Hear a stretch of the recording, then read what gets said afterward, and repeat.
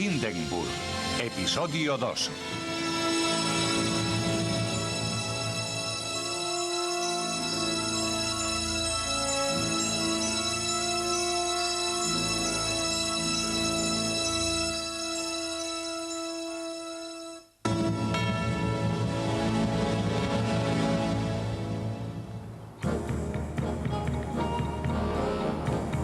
La ciudad alemana de Frankfurt poseía muchos atributos de los que carecía Friedrichshafen. Era un gran centro de población y desde allí se llegaba enseguida a muchos lugares. Durante años, Frankfurt había sido testigo del paso de los dirigibles. En 1933, la compañía alemana de transportes por Zeppelin decidió convertir Frankfurt en el centro de sus operaciones de vuelo.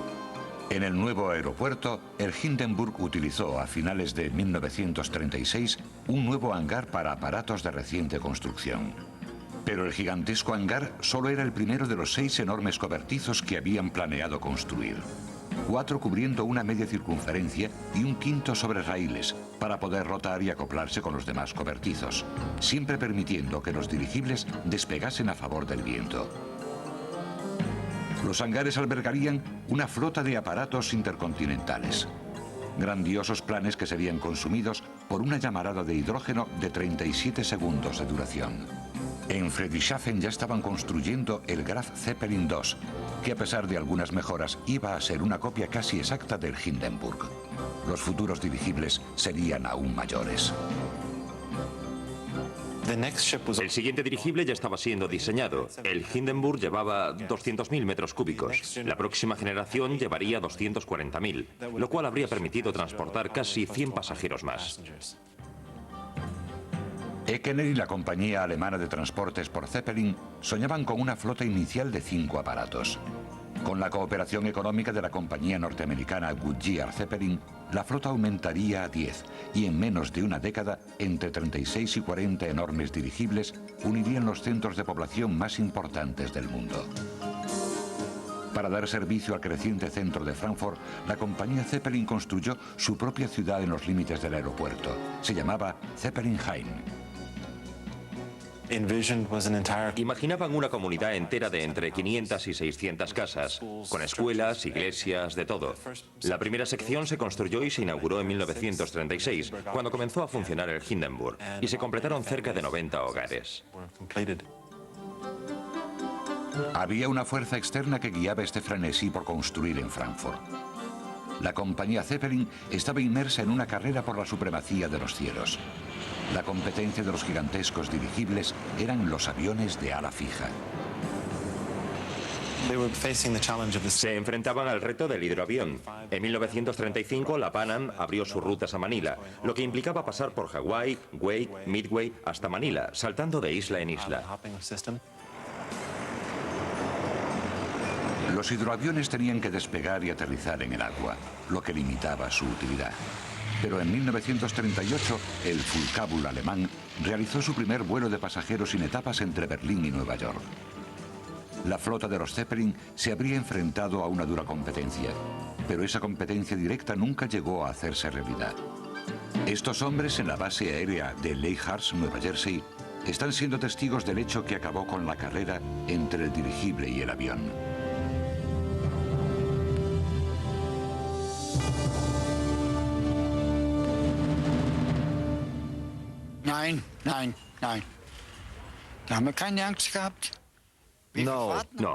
No, en absoluto, no teníamos miedo. ¿Cuántas veces volaría yo en un dirigible?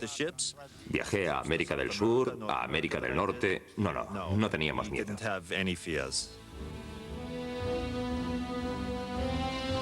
La compañía Zeppelin tenía un ambicioso plan para el Hindenburg en 1937. Durante la temporada de mayo a noviembre tenía programados 18 viajes de ida y vuelta entre Frankfurt y Lake-Hurst, Nueva Jersey. El 3 de mayo, el Hindenburg despegó de su hangar de Frankfurt con 36 pasajeros y 61 tripulantes a bordo. Por primera vez, el capitán Max Pruss iba al mando del buque insignia de la compañía Zeppelin.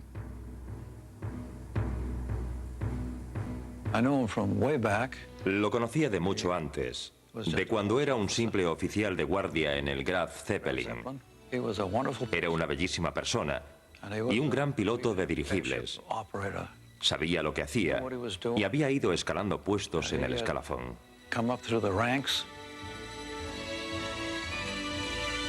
Ernst Lehmann, que entonces era el jefe de operaciones de la compañía alemana de transportes por Zeppelin, se unió a Prus en la góndola de mando, pero en calidad de simple observador.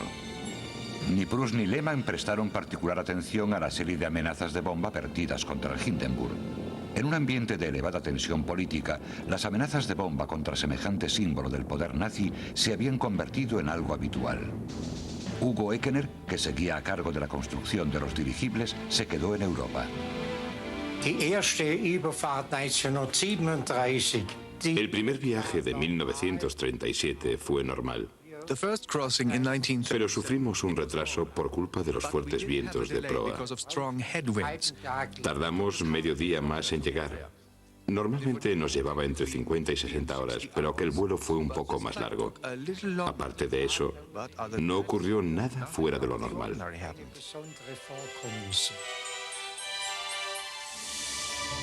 Al llegar a la costa este de Norteamérica, Prus deleitó al pasaje con un vuelo sobre Manhattan, el punto culminante de un viaje normal.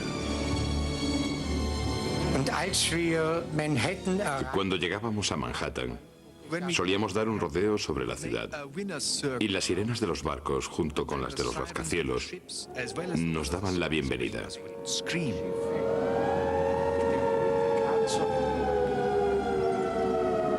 Prus acercó tanto el Hindenburg al edificio del Empire State que sus pasajeros pudieron hacer señas con la mano a los espectadores que se hallaban en la terraza.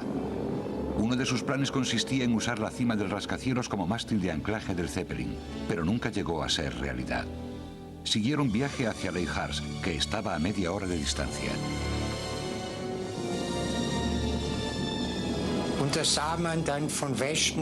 Entonces vimos un oscuro frente tormentoso que se acercaba desde el oeste y recibimos órdenes. El capitán no aterrizó, sino que retrocedió siguiendo la costa para esperar a que pasase la tormenta. Volamos durante varias horas con los motores al mínimo y al anochecer, a la hora del ocaso, recibimos un mensaje por radio enviado desde el aeropuerto.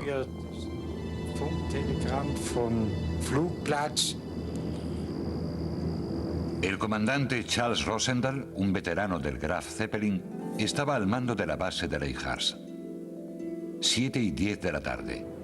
La situación mejora sin duda alguna y hace recomendable un aterrizaje lo antes posible. El Hindenburg se acercó a las inestables aunque claras condiciones atmosféricas de Leyhars. John Ian Nakone tenía 26 años y formaba parte de la tripulación naval de tierra, compuesta por 92 personas.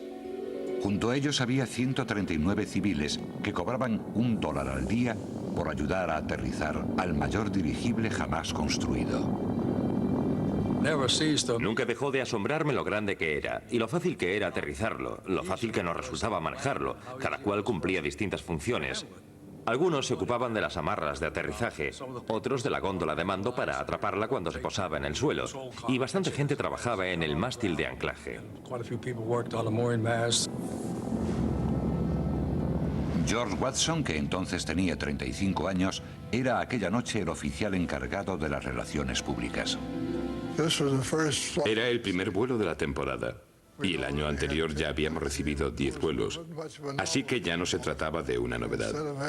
Y en lugar de contar con 200 o 300 personalidades, teníamos algunos desconocidos de la prensa local y entre 10 o 15 fotógrafos y cámaras de los noticieros. Allí estaba Herb Morrison, locutor de radio de una emisora de Chicago. Aquella noche, Morrison iba a emplear una nueva tecnología para informar del aterrizaje del Hindenburg. Grabaría los hechos que iba a presenciar en una especie de disco que sería enviado después a la emisora para su posterior emisión. Pero la historia que Herb Morrison contaría iba a ser muy distinta a la esperada. What a great sight it is, a thrilling one. It's a marvelous sight. It's practically standing still now. They've dropped ropes out of the nose of the ship, and it's been taken a hold of down on the field by a number of men. It's starting to rain again. The back motors of the ship are just holding it just enough to keep it from... It bursts into flames. Wait a minute, it's holding. It's crashing.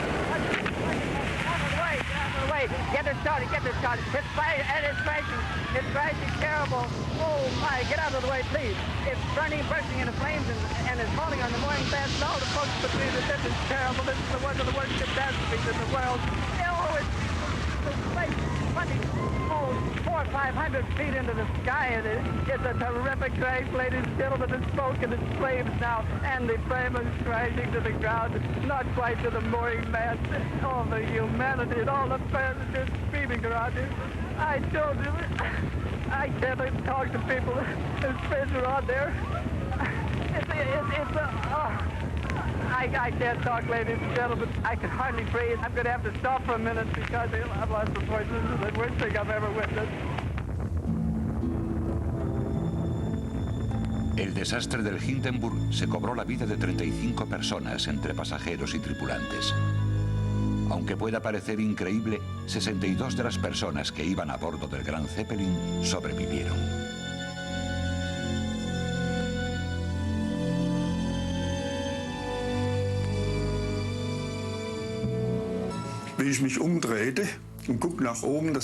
Me di la vuelta, miré hacia arriba y vi fuego sobre mi cabeza. Pensé, oh Dios mío, me enfrento a la muerte. Y después pensé en tantas cosas al mismo tiempo, pero la idea que superó a todas las demás fue, ¿cómo salgo de aquí?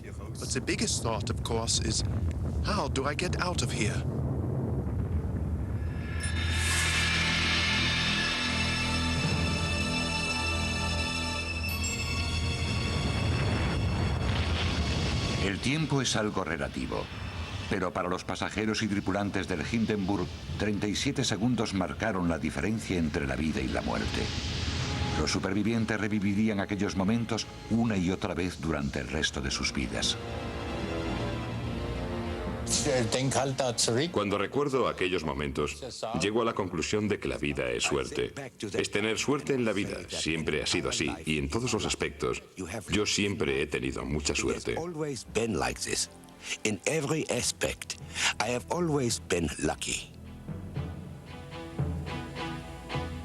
Richard Colmer era un maquinista de 24 años que formó parte del último vuelo del Hindenburg. Durante los despegues y los aterrizajes, los miembros de la tripulación ocupaban posiciones muy concretas, de manera que el peso del dirigible quedase bien compensado. La enorme aleta inferior de popa albergaba los aparatos necesarios para preparar el aterrizaje. Allí se encontraba Richard Colmer. Ocupé mi posición en la zona de compensación trasera. Saqué la rueda de aterrizaje y solo transcurrieron unos segundos hasta que se produjo la explosión. Algunas de las celdillas cayeron ardiendo. Tuve la suerte de poder salir. Si me hubiera quedado allí un solo minuto más, no habría podido salir, porque todo se derrumbó y habría muerto machacado por las vigas o quemado. Pero tuve mucha suerte. Tuve mucha suerte porque no había gas en la zona de la aleta de popa.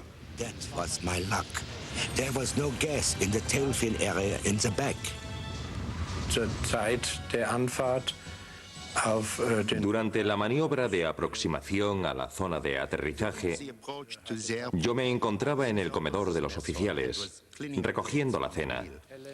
Estaba ocupado limpiando y recogiendo cuando se produjo la primera explosión.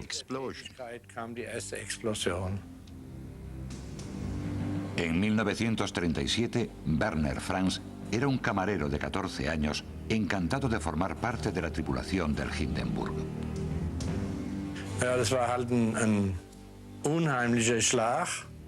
Todo el dirigible se vio afectado por una gran sacudida. Miré hacia la ventana y ya vi el fuego. Aquella luz tan brillante. Los platos se cayeron de los armarios debido al golpe. Pero yo no sabía qué estaba pasando y huí por el pasillo de la quilla.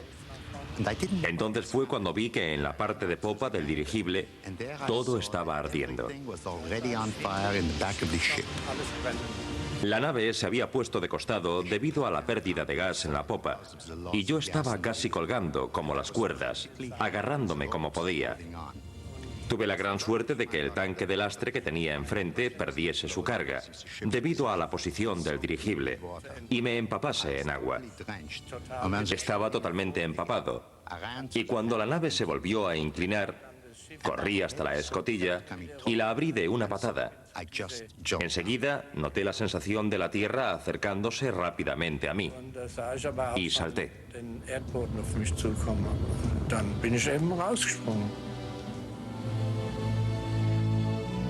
Gracias a la capa aislante del agua, Werner Franz logró escapar ileso. Eugen Bentley, maquinista de 27 años, se estaba ocupando de uno de los motores en el momento de la explosión. Cuando miré para ver qué ocurría, el dirigible ya estaba ardiendo desde la popa hasta la góndola del motor de proa, donde yo me encontraba. Pensé que la góndola se desprendería al ablandarse el aluminio. Solo pedía que tocásemos tierra lo antes posible para poder salir de allí. Aunque pude ver cómo la zona de compensación de popa se estrellaba contra el suelo, y entonces el dirigible comenzó a doblarse, porque aún había gas en la parte de proa. Me agarré a la parte superior de la góndola para poder deslizarme hacia afuera. Y entonces, creo que perdí el conocimiento durante un segundo. Cuando lo recuperé, corrí instintivamente desde el lateral del dirigible, y cuando ya huía, cuando me encontraba a unos 50 u 80 metros de la nave, la parte de atrás de la cabeza, la nuca, empezó a arder. Me llevé la mano allí y me la quemé. Entonces me tiré de espaldas al suelo porque creí que se me estaba quemando toda la espalda. Pero no era así. Eran el calor y las radiaciones que desprendían las llamas desde el dirigible.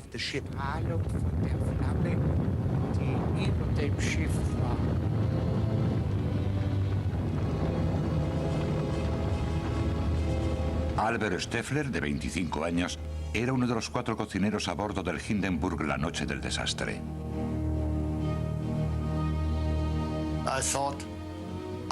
Pensé, sal, sal, sal.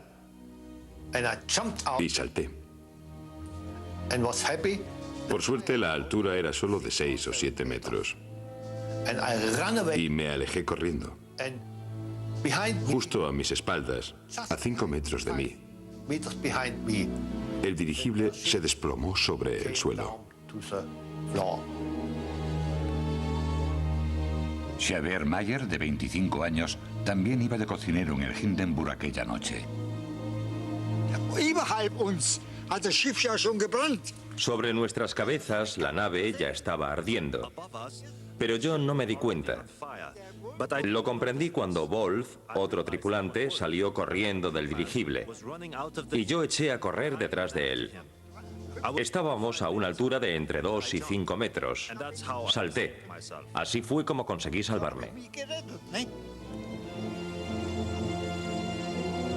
Un tercer cocinero, Alfred Grotzinger, de 21 años, se enfrentó a un terrible dilema: saltar desde 12 metros o aguantar en el llameante Zeppelin hasta el suelo.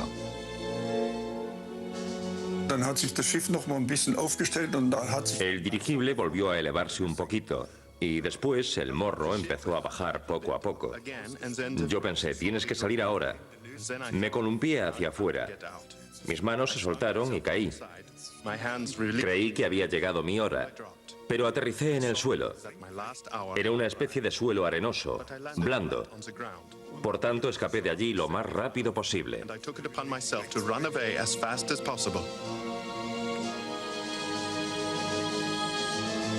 Con los tobillos torcidos y lleno de magulladuras, Alfred Grotzinger se puso a salvo como pudo. 3 de los 4 cocineros a bordo del Hindenburg habían sobrevivido. Algunos no tuvieron tanta suerte. Cuando la popa del Hindenburg se estrelló, la proa del Zeppelin se convirtió en una gran antorcha de hidrógeno ardiente. Corrí hacia el dirigible con los otros 5 hombres que estaban conmigo, porque para cuando llegamos allí ya sabíamos que el fuego acabaría por consumirse. Estábamos entre los primeros en llegar. Vi a un hombre saltar desde proa. Saltó, pero claro, estaba demasiado alto y se mató. Después vi a otro hombre. Salió andando del dirigible y no llevaba ni un hilo de ropa encima. Lo único que llevaba puesto eran los zapatos. Todo lo demás se le había quemado. La piel, el pelo, los brazos, todo quemado. Y entonces, al acercarnos al compartimento de pasajeros, vimos que aún había una pareja de ancianos dentro de su camarote, sentados sobre la cama. No sabían qué ocurría. Entramos allí y les dijimos que era hora de irse, que había que salir. Los sacamos de allí sin un solo rasguño. El capitán Ernst Lehmann no tardaría en morir a causa de las heridas recibidas aquella noche. Por el contrario, el comandante Max Pruss recibió unas quemaduras horribles, pero se recuperó. Muchos calificaron de heroico el comportamiento del contramaestre de la Armada, Paul Tobin. Cuando el dirigible empezó a descender, el personal de la Armada estaba allí debajo y todos empezaron a alejarse de la nave. Tobin vio que la tripulación alemana estaba empezando a salir por la parte inferior del dirigible y empezó a gritar. Tenía una voz muy potente. Se le oía gritar: «Hombres de la Armada, resistan». Él evitó que saliesen corriendo del incendio y consiguió que se acercaran aún más. Y aquellos hombres marcaron la diferencia porque lograron sacar con vida a buena parte de la tripulación alemana. El doctor Raymond Taylor era el médico del pueblo, además de juez de instrucción del condado. Sintió la explosión desde su consulta y se apresuró a llegar a la base.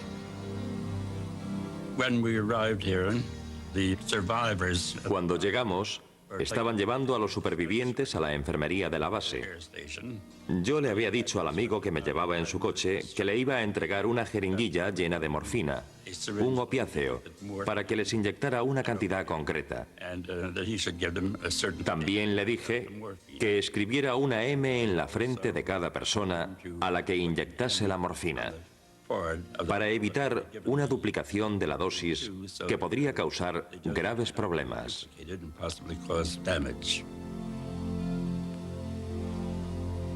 Después de la explosión, se situaron centinelas alrededor de los restos del dirigible. George Watson organizó una sala de prensa para los reporteros que llegaban en tropel al lugar del desastre.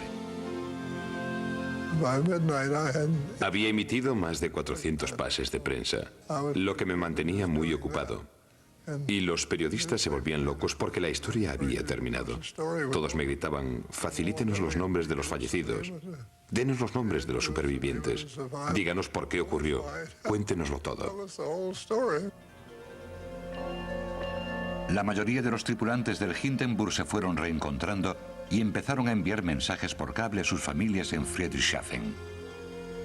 De repente recordé que mi esposa se llevaría un buen susto cuando se enterase de la noticia y envié un telegrama que decía: «Estoy ileso, Mugela». Mugela era el apodo de mi esposa. Probablemente fue uno de los primeros telegramas enviados a Alemania y mi esposa lo recibió antes de haberse siquiera enterado de lo del desastre.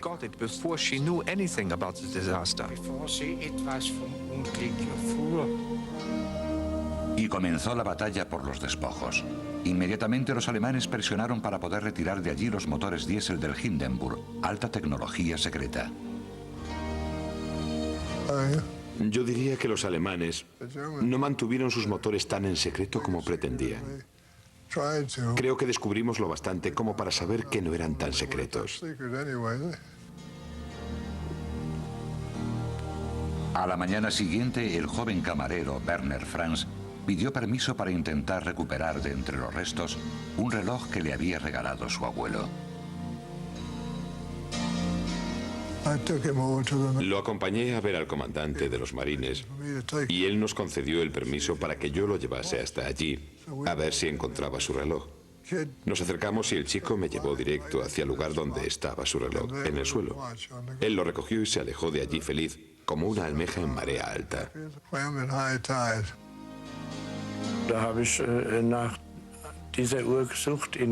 Busqué el reloj que yo tenía en mi camarote e intenté buscar un plato o algún recuerdo del comedor de oficiales. Encontré el reloj y también cogí un trozo del aluminio del dirigible. kleines Teil, Aluminiumstück vom Schiff mitgenommen.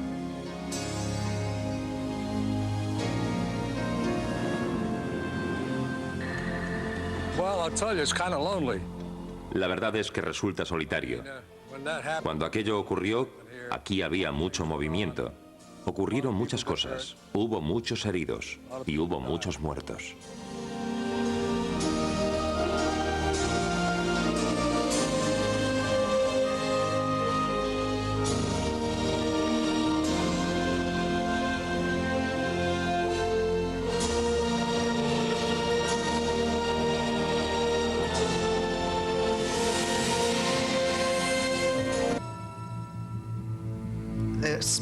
El olor a carne quemada fue la parte más triste. Había tantos. Había ropa quemada sobre piel quemada. Y aquel olor se nos quedó pegado durante mucho tiempo.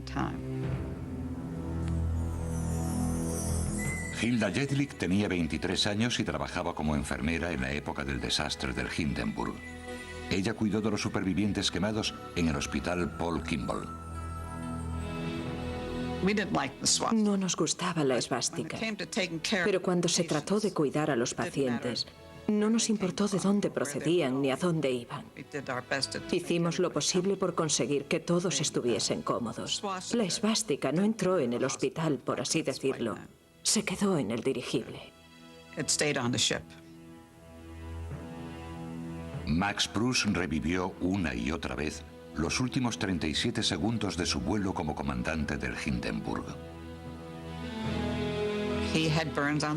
Tenía quemaduras en el rostro y en los brazos, también en el pecho, y se esforzaba tanto por contarnos lo que había ocurrido. Luchaba por hablarnos del fuego, de la explosión. Decía que había fugas, que había agua. Como muestra de aprecio, muy irónica, el personal de Leichhardt regaló esta pitillera al capitán del Zeppelin quemado de gravedad. Vendría a sustituir a la suya destruida en el Hindenburg. En cuanto a pérdidas humanas, la tragedia del Hindenburg no fue el mayor desastre aéreo del mundo. La cifra de 35 fallecidos a bordo del Hindenburg fue muy inferior a los 72 militares norteamericanos que fallecieron a bordo del Akron y a los 48 pasajeros y tripulantes muertos a bordo del R-101 británico. Pero el Hindenburg representó el mayor desastre aéreo para los medios de comunicación. El público presenció la tragedia a través de las películas, la radio y las fotografías, y se identificó con ella. El romance del mundo con los dirigibles había llegado a su fin.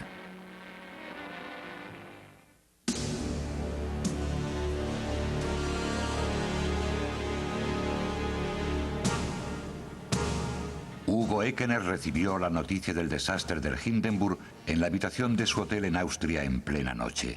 Inmediatamente voló hacia Berlín para reunirse con Hermann Göring, el ministro del aire nazi. Göring le dijo que nadie debería hablar de sabotaje. Además, los alemanes deberían cooperar totalmente en la investigación abierta en Estados Unidos para aclarar los hechos.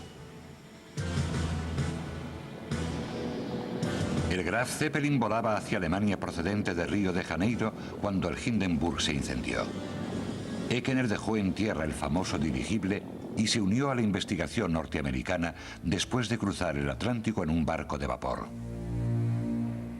As long as investigation is pending, it is impossible for me to give you any statement or any ideas regarding the causes of the disaster.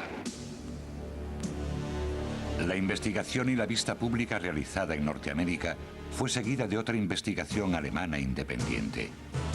Ambos grupos presentaron, en esencia, el mismo argumento como causa probable de la tragedia. Concluyeron que una descarga de electricidad estática prendió fuego al hidrógeno libre presente en el Hindenburg, lo que provocó el devorador incendio. Afirmaron que las amarras de aterrizaje, lanzadas al personal de tierra bajo una ligera llovizna, se empaparon lo bastante como para conducir la electricidad. De hecho, el incendio del Hindenburg comenzó casi 4 minutos después de que las amarras de aterrizaje tocasen tierra. La investigación sugirió que las amarras mojadas conectaron a tierra al enorme dirigible, pero que su recubrimiento exterior, no conductor, no hizo masa. Y a causa del alto potencial eléctrico de la tormenta, salieron chispas que prendieron fuego al hidrógeno que había sido liberado, ya fuese por una ventilación incompleta, ya fuese por una fuga de gas. El comandante del Hindenburg, Prus, el comandante norteamericano Rosendahl y muchos de los tripulantes del dirigible no quedaron satisfechos con las conclusiones de la investigación. Estaban de acuerdo con la opinión expresada por el capitán Ernest Lehmann en su lecho de muerte.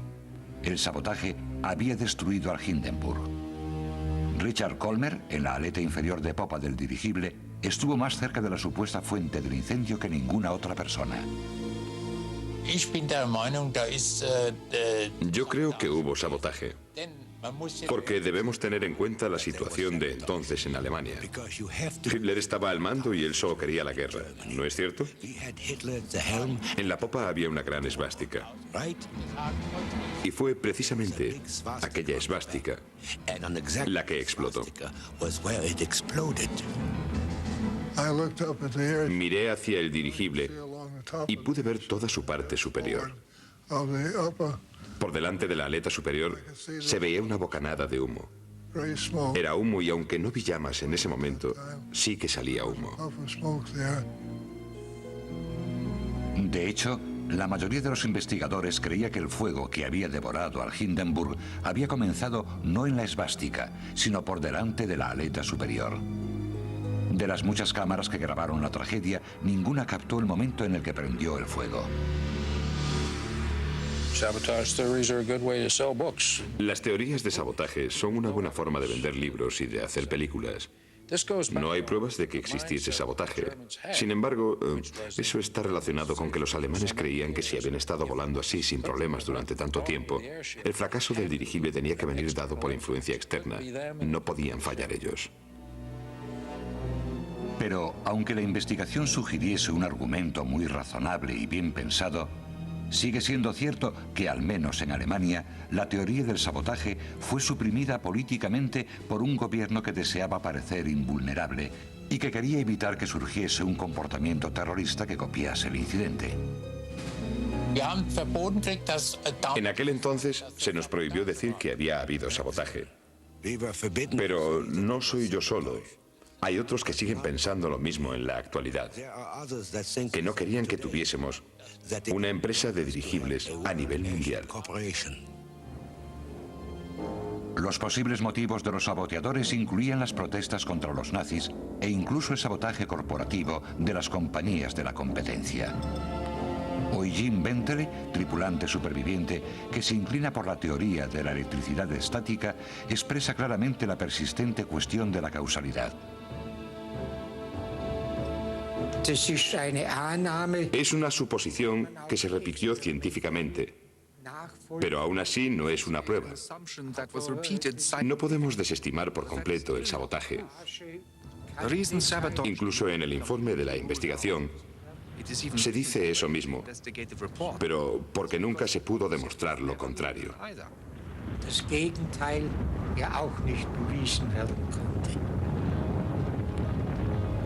Con el paso de los años, quedó de manifiesto que había un hecho que era indiscutible. El Hindenburg ardió porque estaba lleno de hidrógeno. Nunca más un dirigible comercial para el transporte de pasajeros se llenaría con dicho gas.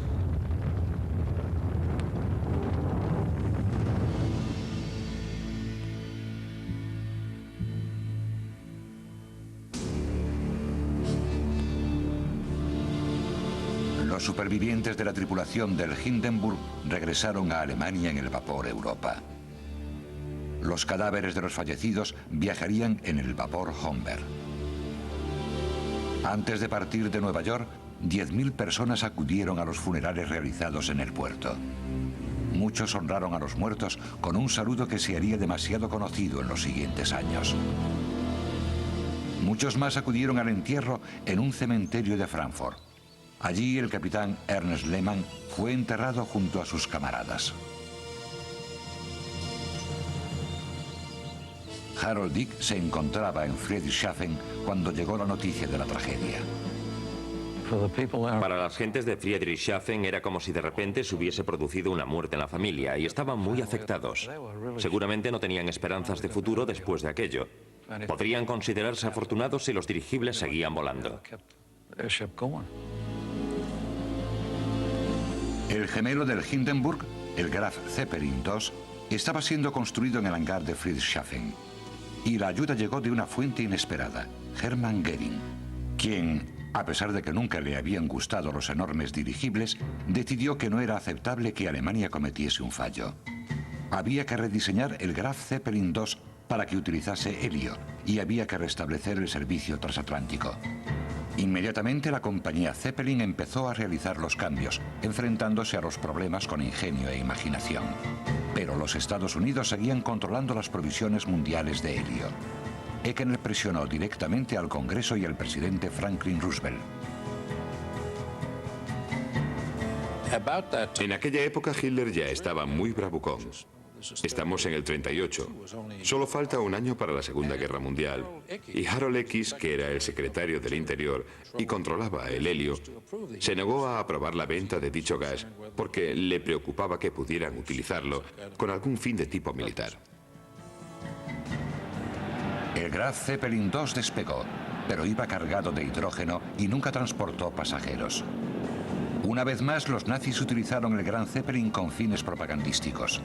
Y para vergüenza de Ekener, fue adaptado para su uso en misiones de espionaje.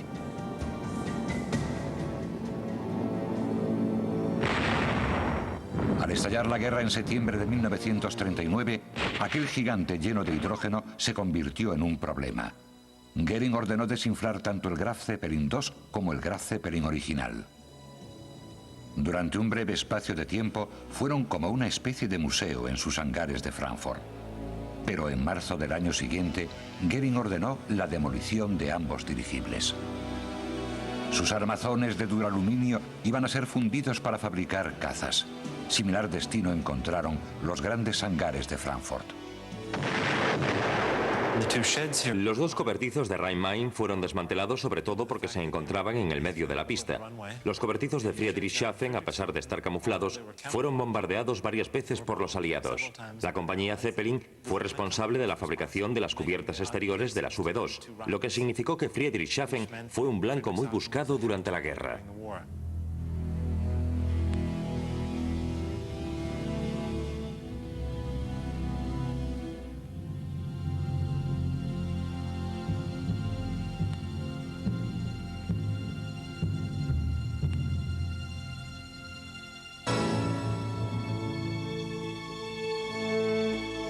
Ekener sobrevivió a la guerra y en 1947 llegó a los Estados Unidos en calidad de consultor de la Goodyear Aircraft Corporation. Después de 6 meses regresó al sur de Alemania. Hasta su muerte en 1954 mantuvo que la electricidad estática había provocado el desastre del Hindenburg.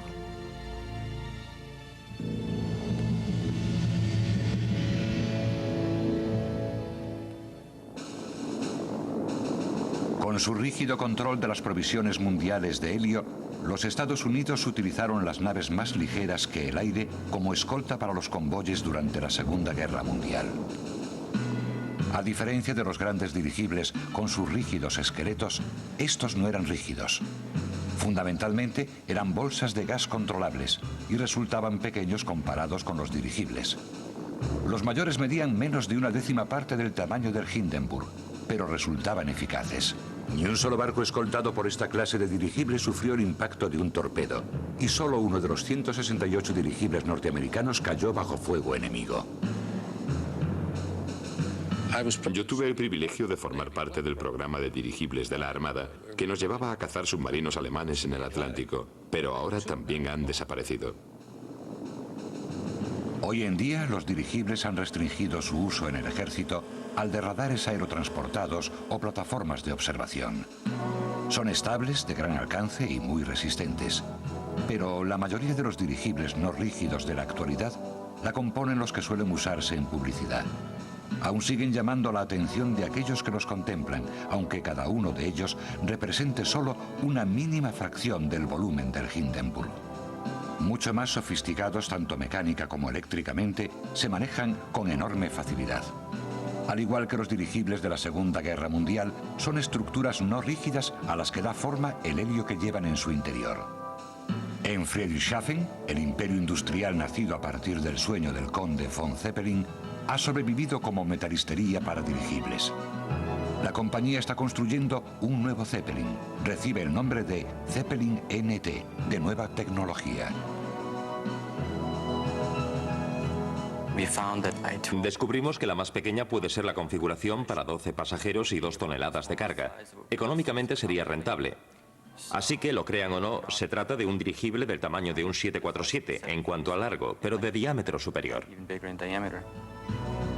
El duraluminio será reemplazado por compuestos de fibra de carbono y aleaciones de aluminio altamente resistentes. La agilidad mecánica demostrada por este modelo de prueba de 10,5 metros sustituirá a la fuerza bruta. Pero al igual que los primeros dirigibles, el Zeppelin NT será utilizado para ir de excursión a los lugares de interés. Como pasajero, la experiencia es totalmente nueva. Los ventanales son muy amplios y no se pasa a toda máquina por delante de los lugares de interés. Se puede aminorar la marcha. Los motores están alejados de la góndola de pasajeros y no se oye nada. Uno va sentado allí arriba con tiempo de sobra para observar las cosas y meditar. Resulta una experiencia muy agradable. Al igual que con sus predecesores de la década de 1930, la moderna compañía Zeppelin tiene ambiciosos planes para su nuevo dirigible. La idea inicial es crear una flota de 12, seguida de una flota de 40 aparatos incluso mayores. Aún así, estos nuevos dirigibles jamás alcanzarán el tamaño ni la singularidad del Hindenburg. Fue un gigante que dejó una huella enorme en nuestra cultura. La historia resalta su trágico final, pero su espíritu sigue presente en los corazones de todos aquellos que mejor conocieron al mayor de los dirigibles. Die Erinnerung verblasst ja langsam, gell? Los recuerdos se van diluyendo lentamente, pero aún quedan muchas imágenes dentro de mí. Los vuelos, los conocidos de América del Sur, los conocidos de América del Norte, que de alguna manera siempre estarán conmigo. Y las imágenes de la travesía, que son tantas que no pueden ni imaginárselo, y que siempre de alguna manera continuarán viviendo dentro de mí.